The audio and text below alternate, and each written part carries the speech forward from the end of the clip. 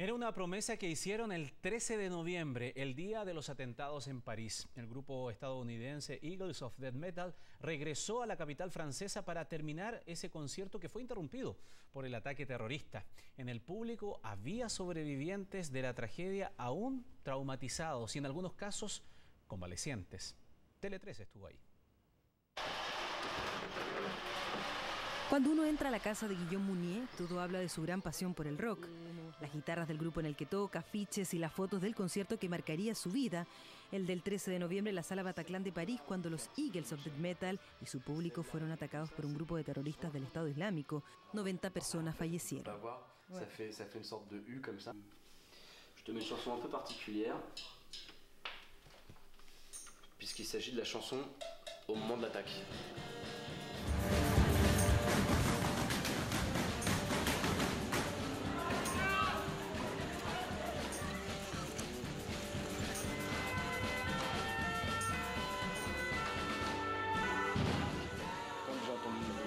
J'ai cru que c'était pas du tout des pétards, j'ai cru que c'était une mise en scène. Je sais pas moi, qu'il y avait un invité spécial qui arrive. Et au moment où je me suis avancé pour regarder en bas, je voyais les gens qui commençaient donc à tomber dans la fosse. J'ai pas fait attention aux tireurs, mais en tout cas je voyais vraiment les gens qui tombaient. Et en même temps le groupe qui partait vers l'arrière de la scène. Et c'est là que je me suis dit que c'était pas du tout une mise en scène.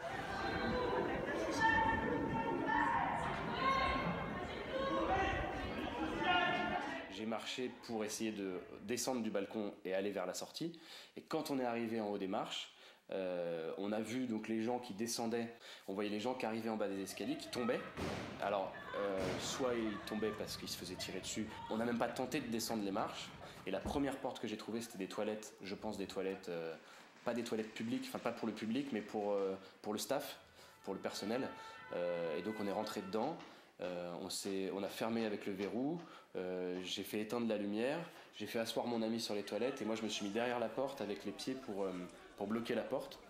Et je me suis plaqué contre le sol pour pouvoir voir sous la porte parce qu'on était dans le noir et surtout pour être le plus bas possible parce que je me disais que s'il tirait à travers la porte, bah, il le ferait à hauteur humaine. No tardó mucho en entender que las personas que estaban sentadas junto a él en el segundo piso y que se quedaron en sus puestos corrieron peor suerte, incluidas las chilenas Patricia San Martín y su hija Elsa del Plas, que estaban acompañadas del hijo de Elsa que salvó ileso. Ce que nous a expliqué la police après, la police judiciaire, quand on a fait notre déposition. Des gens qui ne sont pas bougés. Des gens qui sont restés. Sont restés là. Des gens, en fait, les gens qui sont restés là où nous on se trouvait. El día del ataque, junto a otros sobrevivientes y heridos, decían que el concierto tenía que repetirse. Ahora la decisión no es tan clara. La nueva presentación de los californianos en el Olympia será una prueba de fuego. Je pense que de toute manière, ce concert va être super surveillé, va être très encadré au niveau de la sécurité et des forces de l'ordre. Je m'inquiète plus sur l'appréhension d'être dedans. C'est-à-dire que de toute manière, je ne vais pas apprécier le concert comme je pourrais l'apprécier il y a 6 mois, c'est sûr. Mais c'est plus le fait d'être enfermé avec une foule qui, la moitié de la foule sera des gens qui ont vécu la même chose que moi et il y aura une autre moitié qui ne fait pas partie des gens qui étaient avec nous et je pense que ça va être un mélange assez bizarre entre ça va être plein de sentiments partagés, il va y avoir des pleurs c'est sûr, il va y avoir peut-être des crises d'angoisse pour certaines personnes, donc je ne sais pas si j'ai envie de me confronter à ça. Martes 16 de febrero, 6 de la tarde, en las afueras del Teatro Olympia de París. La prensa ha sido aislada en un lado del Boulevard de los Capuchinos. Enfrente, los asistentes al concierto están bajo estricta protección. Guillaume ha tomado una decisión.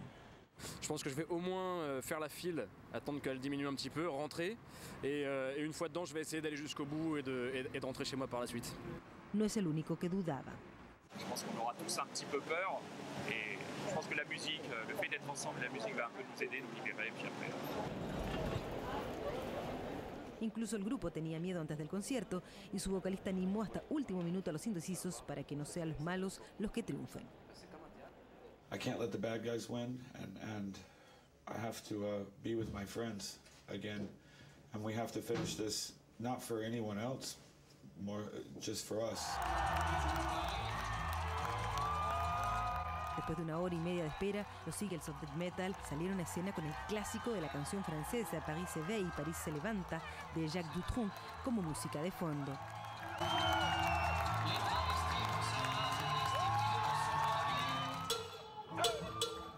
Sería el primero de varios guiños al público y a Francia, como un minuto de silencio en medio de uno de los temas.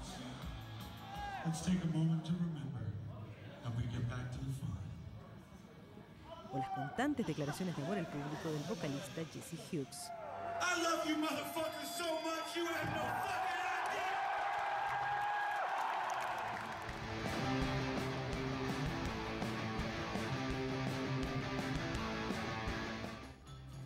Al final aplausos, llantos, sonrisas, la sensación de haber podido terminar algo que parecía imposible.